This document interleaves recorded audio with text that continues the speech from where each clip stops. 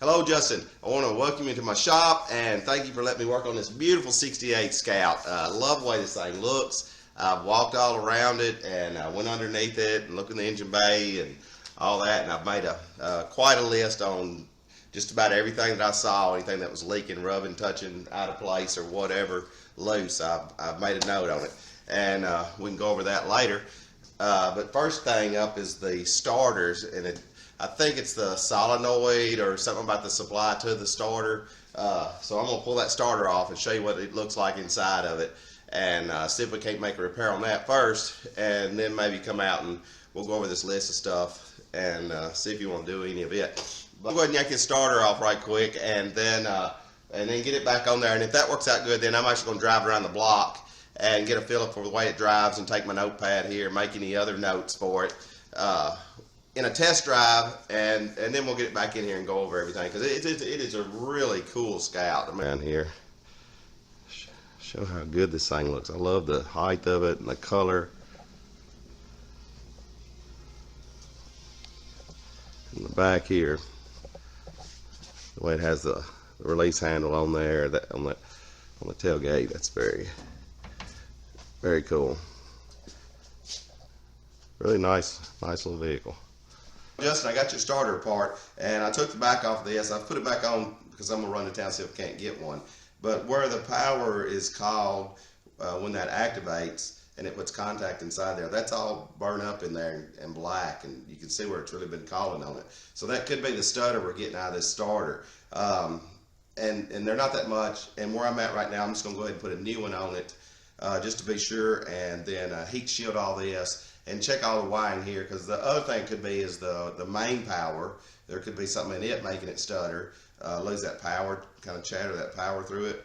Or it could even be in the key on the call signal of it. There's a contact in there as well, and a wire in there that might have been loose. That purple wire that runs down to the solenoid. So, but I'm going to put this on for now because I can see damage in here, and it is kind of hard to get to, and eliminate that. So, run to town, get you a new one, and get that put on. Also, I found these wedges. I've got these wedges. They're 5 degrees. I checked the caster in it right now. The pinion angle in it isn't bad, but the caster said almost 0, even a little negative. So no wonder it travels a little bit. Now, I've got these 5 degrees we can try to put in it, and I could stack them if I have to. The only other choice is to cut those C's at the end of the axle and actually turn all that. And if you did all that, then you could set the pinion and the caster right where you want it. But for now, I'm gonna put a set of these 5 degrees in it and see if it doesn't tame it down. Right now, they're almost straight up like this, so they're just kind of chasing. Put a little bit of load of that weight of the car on it at 5 degrees. It'll help that self-centering, and should drive a lot better. So I'm gonna get these cleaned up, blasted, painted black, and let's see how this does.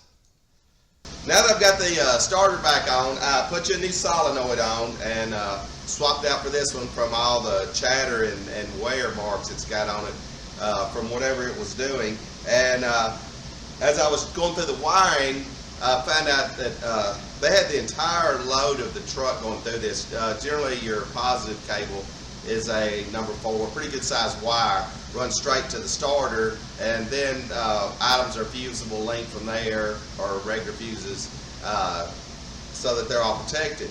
They had everything run through this dude. You can see where it's been getting extremely hot. So I got a feeling this had a lot to do with it. So I'm going to change that wiring around a little bit. Solenoid, wrap it in heat shield products, rewrap the header right there in that location, and fix this. And now I'm going to go for a test drive to see how it drives before we do all the repairs on it, and make any notes of anything I noticed while I'm driving it. Alright, Justin, we're going to take this thing for a test drive and see how it all works out. This will be my first run in it, but after going over it all on outside visually, now I'm going to check it out driving it. So the fuel pump's a little loud. I might get quietened up a little bit, but it's going to be hard. Those fuel pumps usually just make a little bit of noise. Let's get this thing out on the road. It's been snowing a little bit here. motor sounds good. It's got good oil pressure. Shifts good and strong. But it is a little squirmy.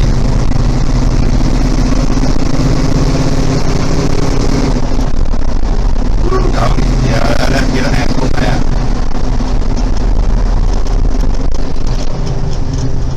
And the brakes aren't much.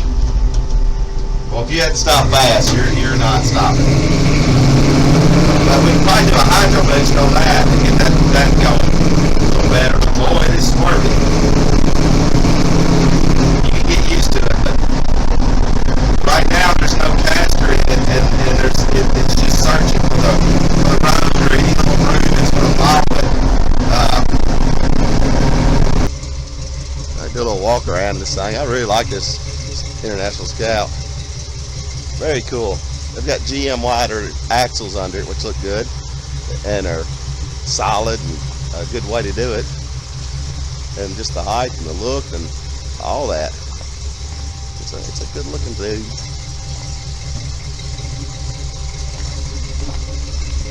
Sounds good too. It's got that 392 in it. So I'm fixing to get it in here and see what we can do. Give you a little update on where I'm at now. I've got I've redone all your battery cables here. I took these, the way they clamp with that screw into that stranded wires, not a good way to do it. So I've replaced it with these ends, and these have all been crimped, soldered, heat shrank, and they're quick release. And it's getting a lot better contact with that. And then took all the wiring out for this is the wiring harness for your fan, electric fan. We're going to get rid of all that and take all that load off of it. And then also I'm fixing to take all the fuel pump and all that electrical load off of it as well. And I've changed this fuse to a mega fuse. And so now not as much is going through it, and it's a lot bigger, better fuse. So I may just leave this in here for now. And let's see if that starter problem comes back later, but I doubt it will. I think it was that real lightweight fuse that was in there. One end, I was able to put, I ended up putting 2 wedges on each side. I just did one at first to try to get that caster back in it, and it only got to about 2 degrees. I wanted 6, and the other one put both of them right at 6. So I've got 6 degrees of caster in it now. I'm gonna put a little bit of toe in it, and I've got your new steering stabilizer system on it now. It came as a kit with dual cylinders, but there really wasn't enough room for both cylinders, but one of them fit in there perfect. They looked like it was meant to be in there. And I want to show you how this is coming along. I know you're going to come out in a day or so and look at it and see if you want to add more to it or what, but I'm trying to reinforce this back seat. This seat is already extremely strong. I'm just going to add some more supports in it for the harness and build some rails for it to set on to raise it up, and I'll put some of the straps for the 5-point harness on these rails, and it'll all be tied to the back of the car. And it's going to be extremely strong. I just want to show you how I'm mocking up in here. I've got a couple more little pieces I'm going to put in the corners, but added this piece, this piece, this piece, this piece, and yeah, then it'll have all that tied into the floor. So that's going to work out good. Look at how good this shot came out. Just one bolt over there, perfectly in line. I mean, it just looks right at home. I think that's a sweet spot to put that. Let you see it this way.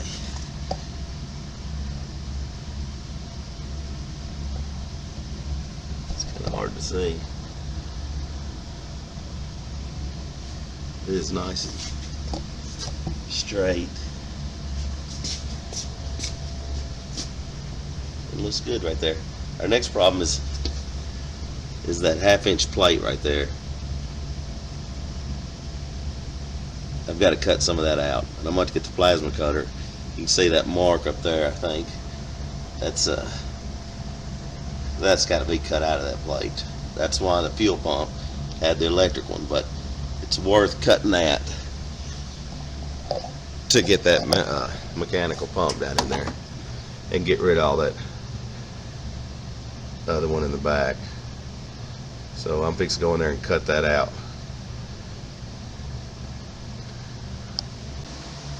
Alright, Justin, I wanted to show you how what I'm fixing to do here. I got my heat shield product blankets everywhere and got them tied up under the bottom, I've got your fuel pump in here mounted to, just on one bolt to see exactly what I've got to cut out of that plate. That's a 1/2 inch plate down there, and it's going to be a pretty good cut. But underneath all here, I've got heat shield blankets all wrapped around like a little tunnel to try to direct what I'm fixing to do. It's going to be a pretty good cut down in there. So let me get this pump off here, and then we'll start cutting. Did the first cut, and it went pretty good. That's a pretty healthy plate. My plasma cutter, I put new tip and all in, and it cut through it pretty good.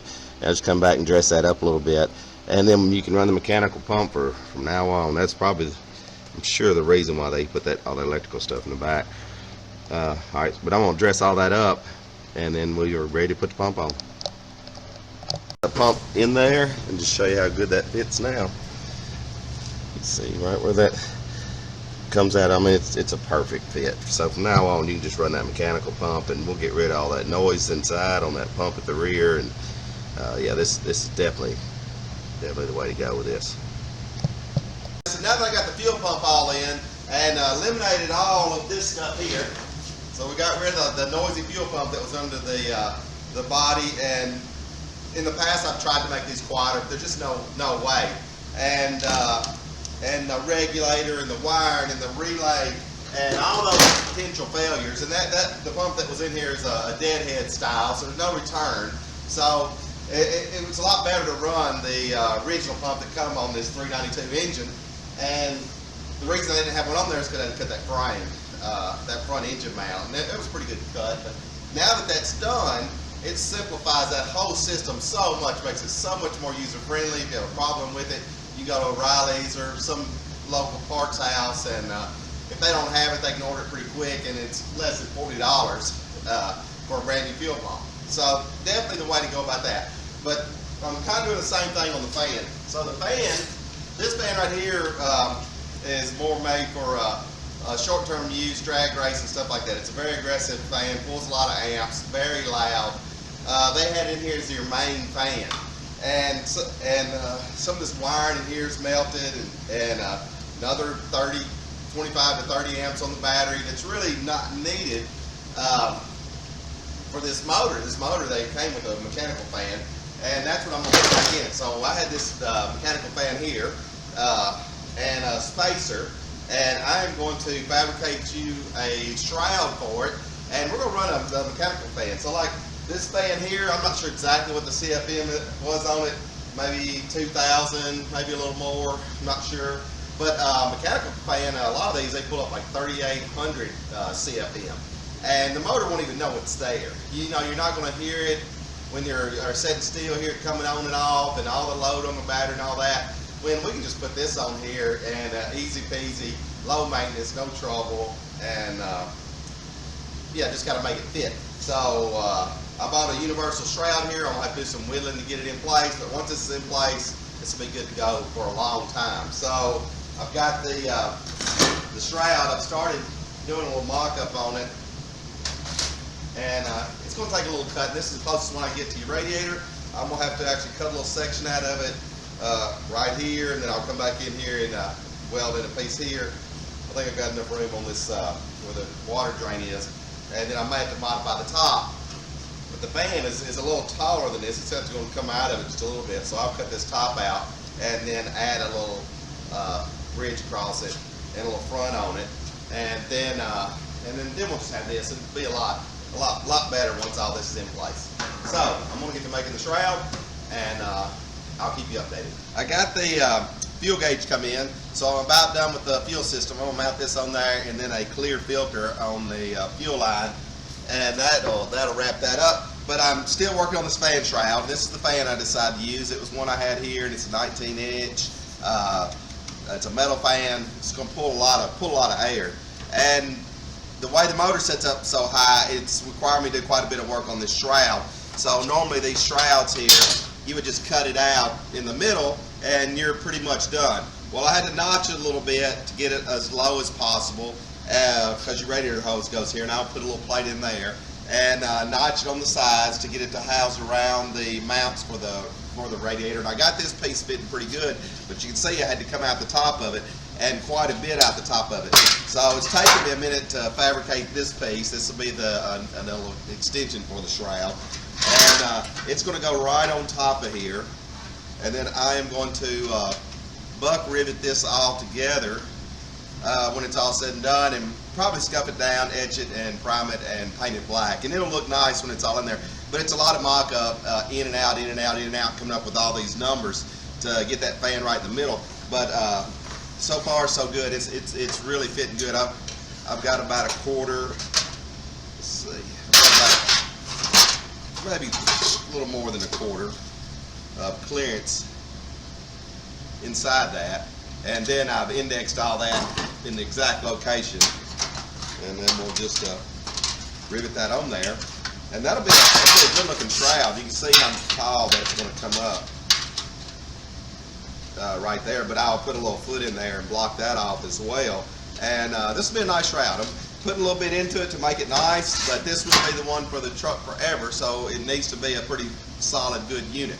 The piece got a little involved because of that way that fan sets higher than this, and I'm trying to do it as quick, as efficiently as possible with the three pieces that I had that come in the kit.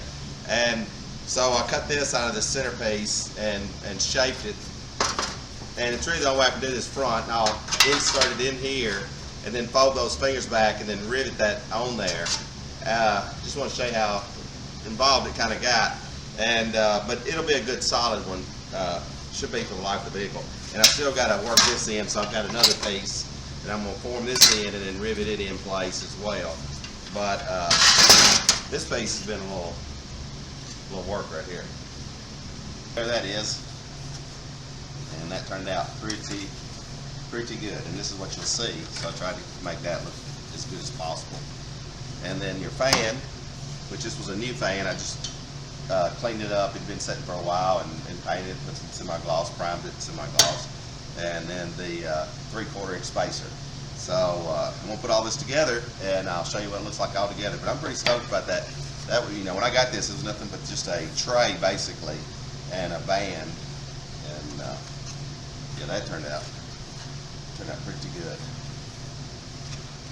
Justin, I did the first mock-up on the seat with my new brackets in there. So I had these brackets made. A friend of mine, Mike Huffman, formed them up in a big press brake, and that is an 1/8 inch or 10 gauge, and I'll have it bolted through the side of your wheelhouse, and these will be on the inside of the wheelhouse on the tire side, and your center lap belt, or the 5-point harness, the one on the side, will actually be on this bolt here that will be bolted through that and sandwiched there, secured to the floor.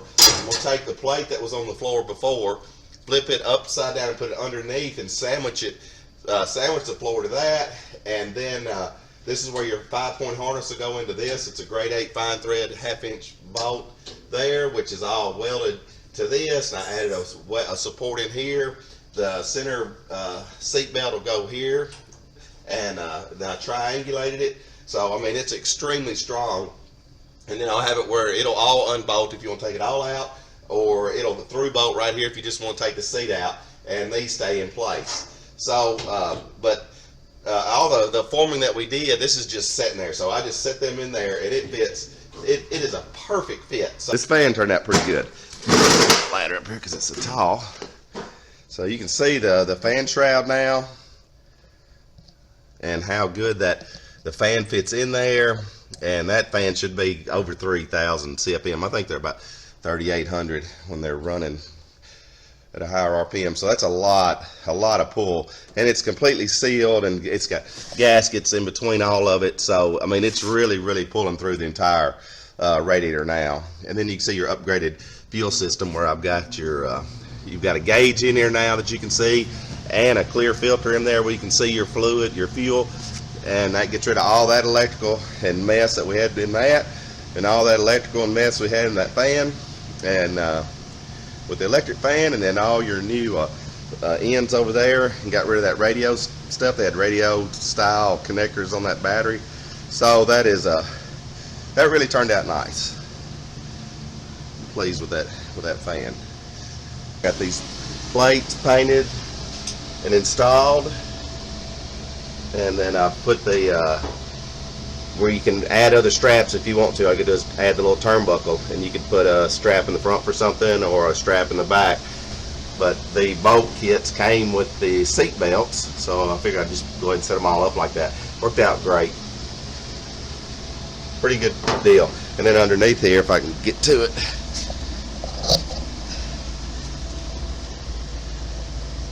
you can see I flipped that frame that was inside, cut it down, put it under the bottom, and sandwiched all that together. So all of that is so tied together where that seat's going to go. And then on the outside, I'll put the plates here, which I got to touch those back up. But yeah, so that's pretty solid. It's pretty solid repair right there. So I'm working on your seat here, and I was tighten up. They have this like canvas material inner liner for that seat to help support the foam. So it kind of, I mean, it's really nice. But some of the string is bad, or the cord. So I had some of this new cord. And I'm gonna put a new cord up in here. The sides and all are real tight, and then in the front of it, I've added some foam right under this. The front of that was kind of pulled down, so I'm added some foam down through there. But the rest of them, I think, is okay. If I need to, I've got some more foam to add to it. So anyway, I just want to show you how the inside of the seat looks and what I'm doing to it. And then we'll put the material over that, and we'll put the harnesses in. And here it is. Got the seat belts in there for your girls, and all reinforced and bolted in. The cover's nice and tight. Cleaned up all the ribbing on the bottom and all that. And see how it's bolted in here and all that through that framing structure. And I've wiped it down and cleaned it up. I added a little more foam right there. And yeah, see how the top of this looks. Grade 8 bolts, and they go all the way through the tube, and they're welded. And yeah, that's pretty good. So I'll fix to put it in for its first time. I finally got the back seat in place. I want to show you what that looks like. But I want to show you what we're going to work on next. Next, I'm going to work on putting this Hydro Boost in there. Right now, you just have a manual brake, but you have that big axle in the front with good brakes and the big axle in the back with the good brakes on it. So this Hydro Boost is really going to make it stop a lot better than it does right now. Right now, when I hit the brakes, if I try to hit it hard, it's probably not stopping. It's just slowing down. So I'm going to have to do a lot of cutting where the battery is, so I'm going to cut all that area out and then shoehorn all this in here and hook this up to that brake system, and it should be extremely strong. But let me show you how the back seat turned out. Alright, I got a light thrown up in here. Maybe a little bit to see. And there it is. And you can see how my mounts come out. How that mount looks. It all unbolts. It hooks over here on this side for that strap, and in the center for the center. Really good and tied together.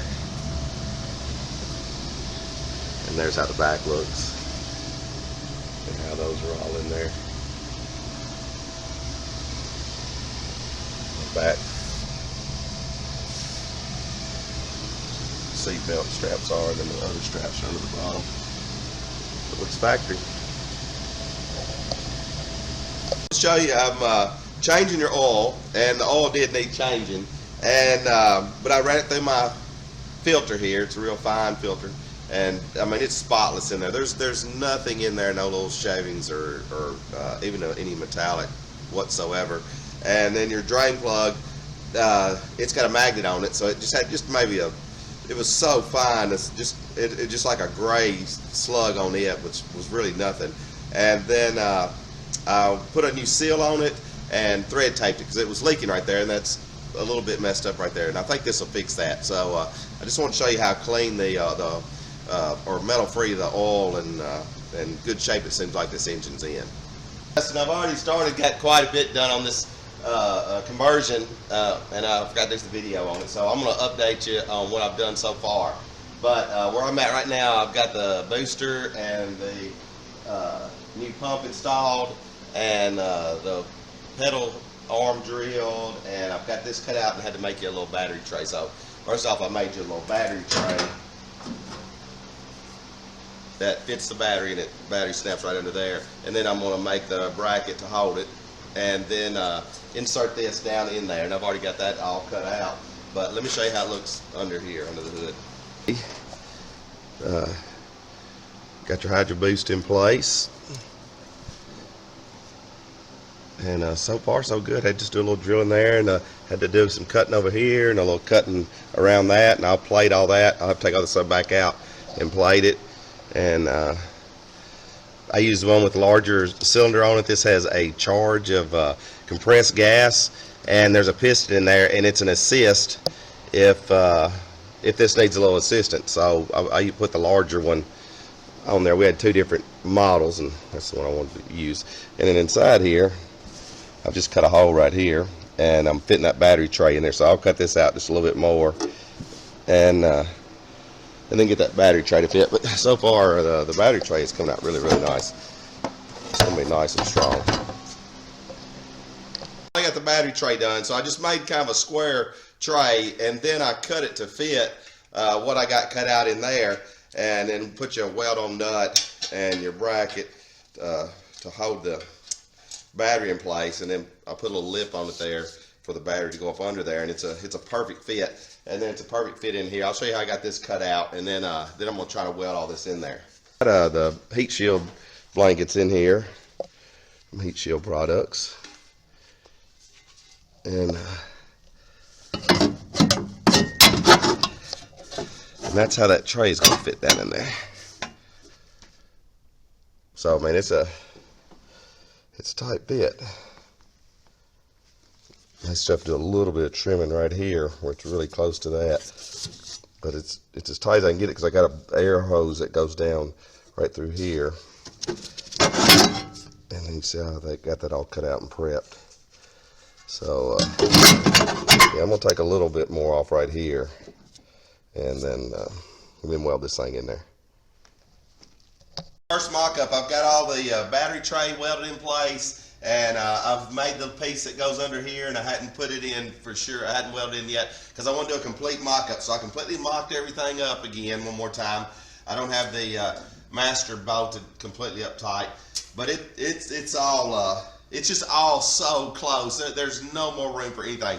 I had to have the battery back just a little bit to clear the tube that comes around here. The battery hold down is really close to the power steering pump, but because I couldn't get the battery to go that way anymore because of that vent. Then the master, and then all the way to here, the time it's bolted up, it's going to be about a 1/2 inch to the battery, and that's pretty close because it's going to move a little bit when you push that pedal. But it ended up working out good, and I used the larger reservoir. This is actually charged with a gas to help assist it in low pressure situations. We had a small one and then had this larger one. Yeah, so far so good. It's really, really fitting good, and it is splitting hairs. It is so tight. So I'm going to get in here and finish up the area that's under this cylinder right here. And I got a little bit to mark right here to clear it and sit out. And then be ready to prep and paint and put all this back together. And then I'll start running the hoses, and we'll see how this brake system works. But as it stands, I've got a perfect alignment to my pedal. I've already got my pedal drilled, and it just couldn't have been worked out any better, and it's going to look right at home. When I get done with it, it's going to look right at home, and it's going to help this vehicle so much because you're going to have a hydro boost brakes. It went from manual no boost brakes whatsoever, which were a little scary, to about the best setup you could possibly have on here. So let me get all this cleaned up, and I will show you how it looks. Prep for paint. Got it all masked off, and where I'm going to do all my little blend ins, and I'm going to put a Rapture liner textured bed coating type stuff in here to put some texture on all that. I'm waiting on this urethane sealant to seal up and scuff, and then spray it. And then underneath, I've got it done basically the same way. I was underneath here after we did our first test drive, and we felt a little bit of popping in the floor, but the test drive went real well. I brought it back to raise it up and look at this and get ready for our next step. And with the two wedges that I have in here right now, I've got about 6 degrees of caster in it, and it seems to be driving really good at that. So before we do a major change on cutting these ends off and all that, I've just tack welded all these in place. I've retorqued all these U-bolts. They're extremely tight. This is the third time I've retorqued them, and I've driven it a couple of times, so they ought to not be moving at all. I was checking up here the bolts at the back of the spring, which secure the spring. So the front of the spring swings, the back of the spring is locked in tight. It has a bushing in it, but it's rigid. And the way they had in there, they had these bolts in here, which are some old bolts, and they're too long. So they had a bunch of washers on here, and the nut was still bottomed out. So I took these out, and I went and got some grade 8 fine thread 1/2-inch bolts for it. They're the exact right length with some lock nuts for it. And then I had to add 2 spacers in there. So it had maybe 3/16 of an inch of slack in where the spring goes into the hanger. So they were just sliding back and forth. I mean, they were loose and just sliding back and forth everywhere. So I was able to put some spacers in there, and I wedged them. I had to drive them up in there, and then with that new bolt, it cinched them down. So now both sides are extremely tight. So I'm going to get it off the rack here. I'm waiting on my front and rear sway bars to come in for it, and probably doing a little test drive. It'll probably drive really a lot better now. I didn't know those were loose back there. I knew I was going to have to address something back there, but I didn't know it was that bad. So I'm going to get it off the rack here and give it another test drive with the new tight bolts in it. All right, Justin, I got to working on the speaker and found out that 3 of the speakers are working and 1 of them is not. But the ones that are working have a very poor static, rattly sound to them. So I decided to just pull them all out and take a look. I swapped around, found this power. This speaker has no power to it, nothing going to it. And then pulled the cover off, and I could see where the wires somehow got cut and bent and somehow on this install. And then it's leaking a little bit of fuel around the sender, but also it's leaking out of the plug. So I had to drain it, and the washer that was in it is real misshapen and old, and the surface, the face of that where it seats, is all oxidized and pitted, kind of rusty. So I'm going to clean all this up, put a new seal on it, and put a little bit of thread tape on that, and then tighten that back up in there, and probably pull this sender and look and see what's going on with it. I've got a sealant for that, so I'll pull it out, put that sealant on both sides of it, and fix that wire. And then I have some more speakers, kind of like what you have up there in the front, and see if I can't get that static out of the stereo and get this speaker working. Right here. So it's seeping all around that, and I could fix it, but then it's dry down here, but then wet at the plug. So it was actually leaking in two spots. And then these wires, I'm not sure what happened here, but they've had a rough time. I think it's broken too, like right there. So I'm gonna fix all that, and then put this fuel back in there, and then work on that radio a little bit. So I'm wrapping up the gas tank and stereo. It was all kind of tied together, so whenever that cover went on that gas tank, somehow that wire got twisted all up in there, and it had all the ends to where they plug into the sender and the ground wire, they had the ground wire where it wasn't done well. So I've redone all that and put all new ends on, soldered it all together, soldered the speaker wire together. I've got all the back speakers in and secured, and I put a little foam in there. There's nothing in behind that, and so I'll put a little foam in behind both back speakers, and I'm going to put some foam in here in the front speakers. It'll just help absorb a little bit sound, so it's not so tinny sounding, because it sounds I don't know, it just sound a lot better with this in there. And I'm about done with it all now, but really had a mess underneath here on this gas tank side, but I think we're in pretty good shape now. A couple of the holes were stripped where they had those stainless steel fine threads in there, and they had galled it in there. I've still got to tap that and get just the top two. The rest of them are okay. So I'll get all that back together and all this back together, and then I believe this thing is ready to go home. We got your steering wheel straight, and then you drive it around like it is a little bit and bring it back, and we'll do the sway bars. I was going to go ahead and do the sway bars now, but I've got other things going on, and it'll be best for you to just drive it a little bit like it is. So and get a feel for it, and then we'll come back and put the front and rear sway bar on it, and anything else you want to do to it. So anyway, here she comes.